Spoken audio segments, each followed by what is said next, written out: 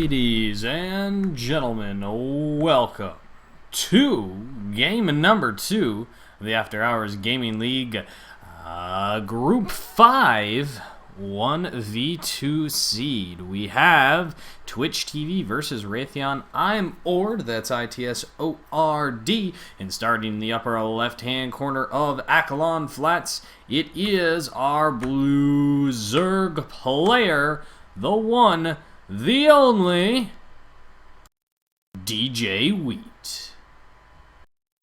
The auto split messed him up there. That's unfortunate. Let's see if he can recover. It is his worst matchup, or at least his least favorite. His opponent is another Zerg player. It is YeahBuddy.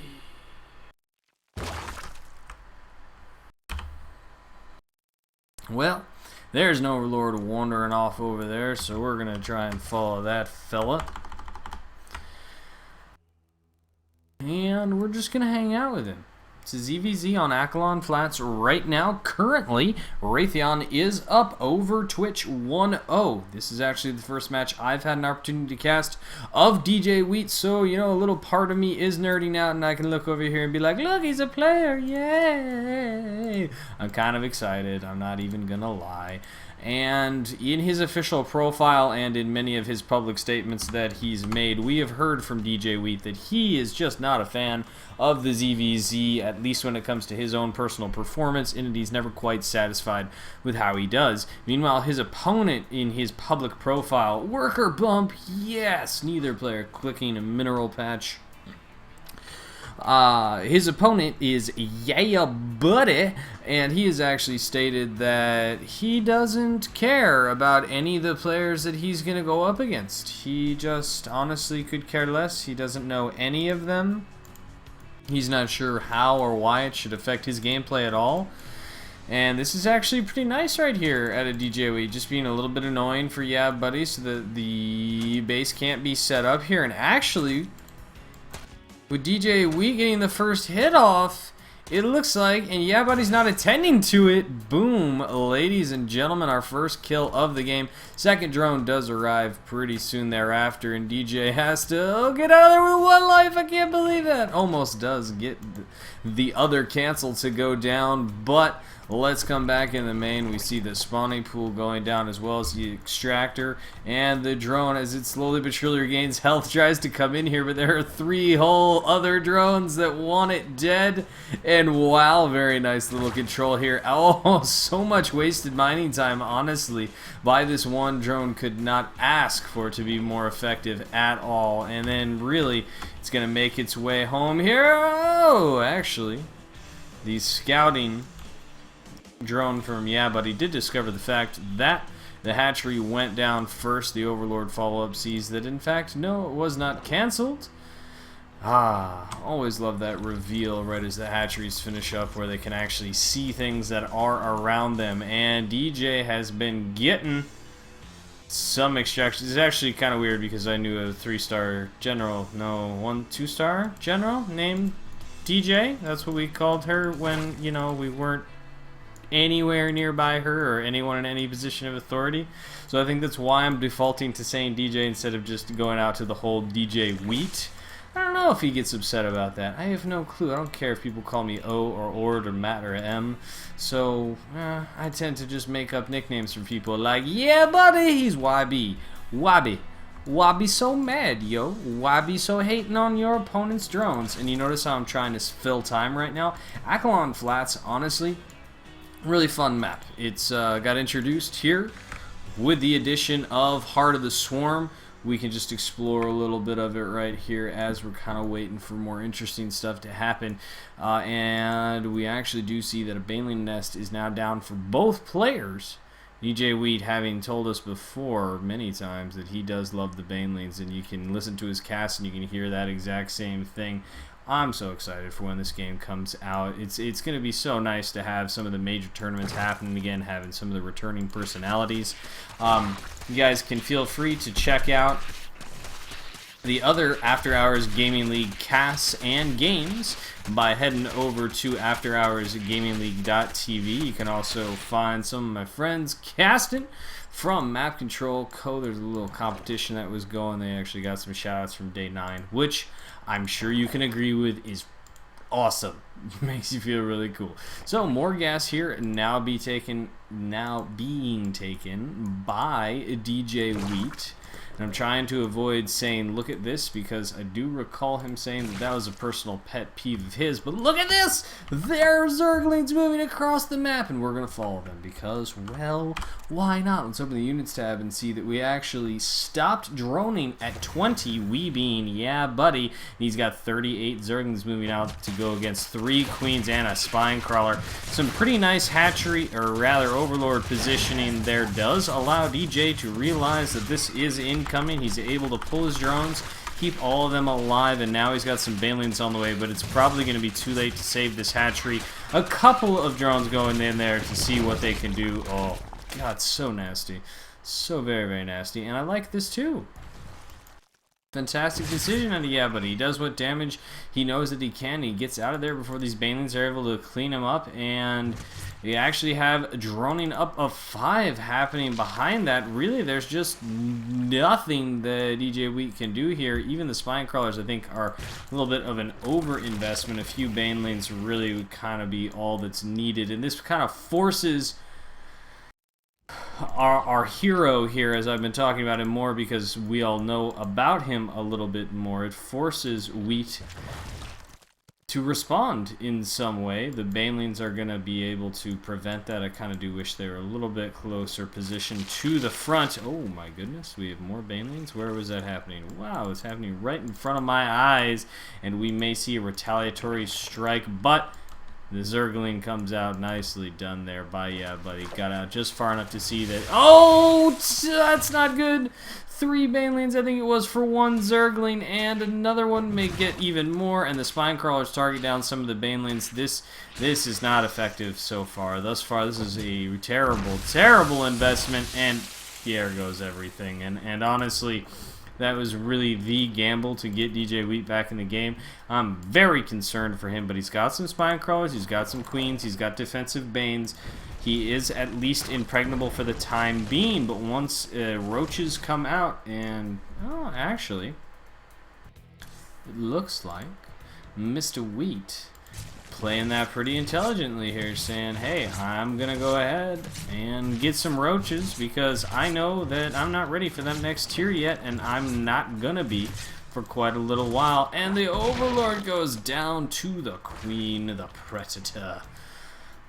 Really love the map vision out of both players, to be honest. The Overlord spread could be a bit better out of YeahBuddy, but he's just kind of protecting them all in one clump here. Meanwhile, DJ Wheat is going ahead and he's taking that expansion because he's behind, so he has to take a bit of a gamble. He's not as safe as he may want to be, but he's going to take out the rocks as quickly as he can, but he's also taking the gases at the same time.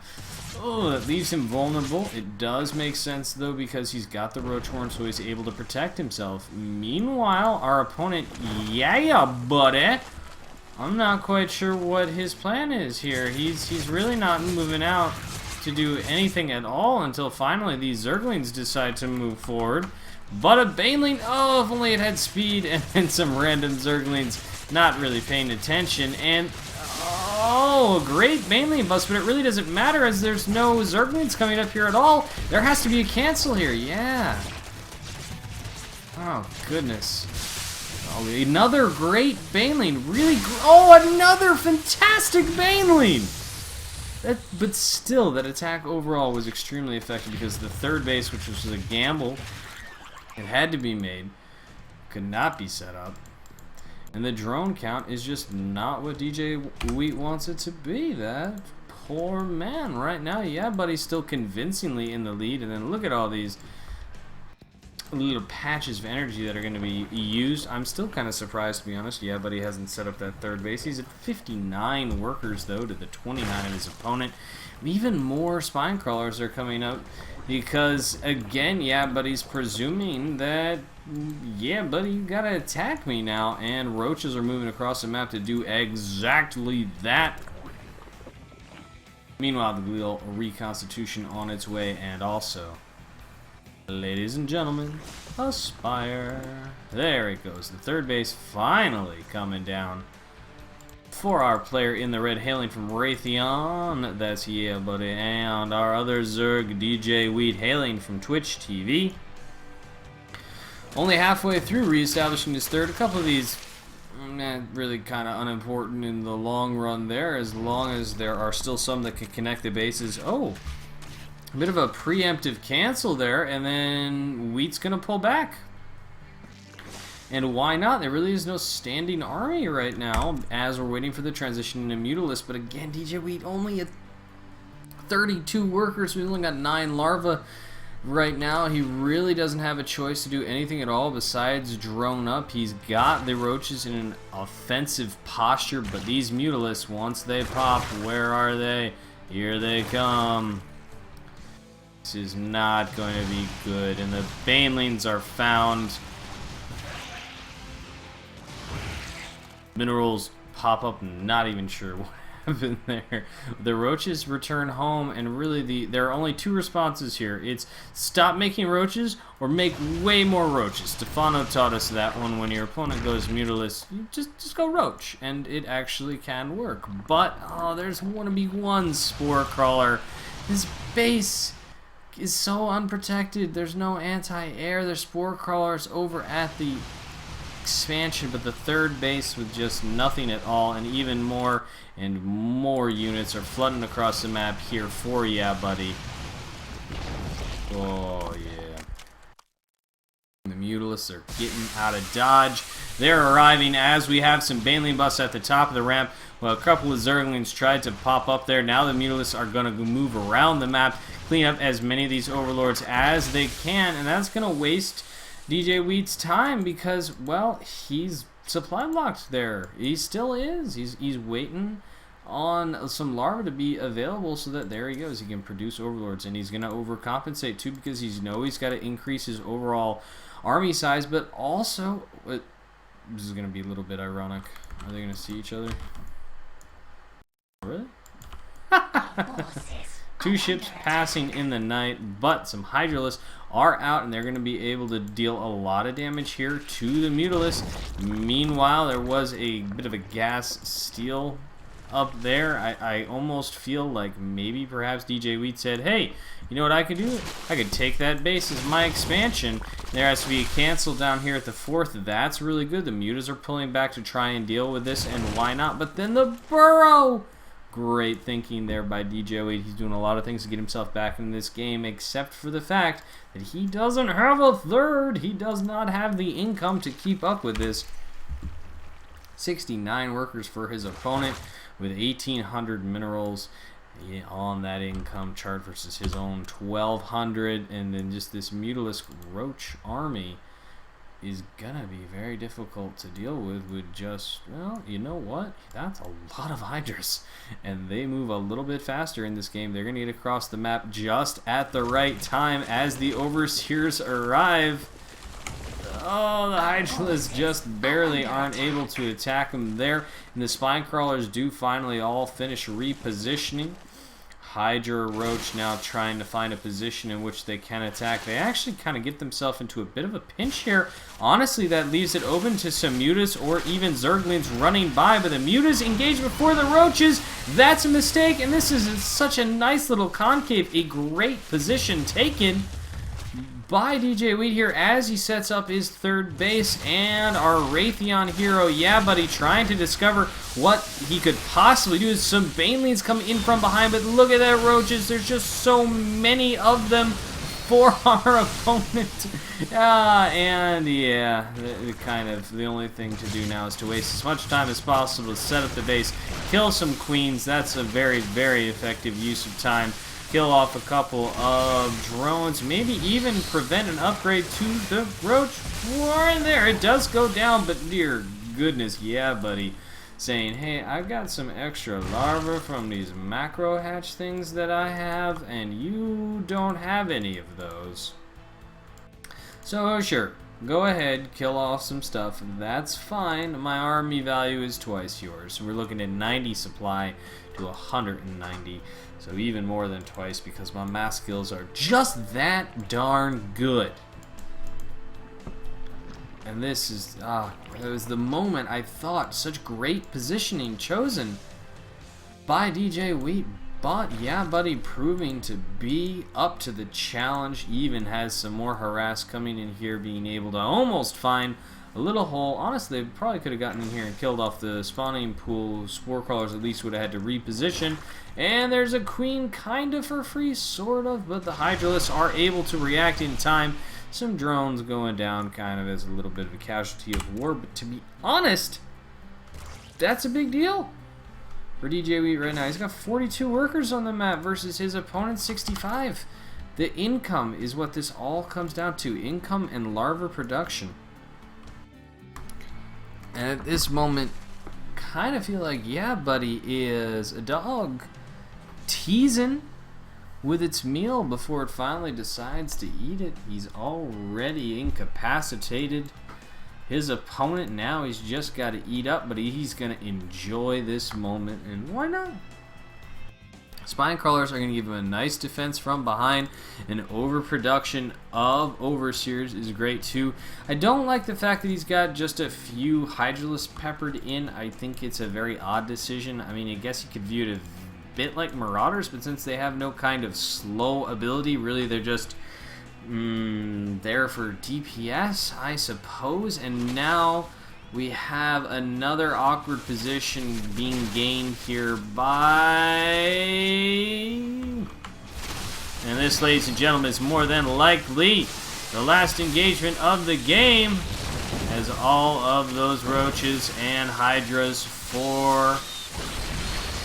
and just so much being melted away. It is 0-0 upgrades to 0-0 upgrades with the concave, the sheer numbers, the mathematics of the thing go completely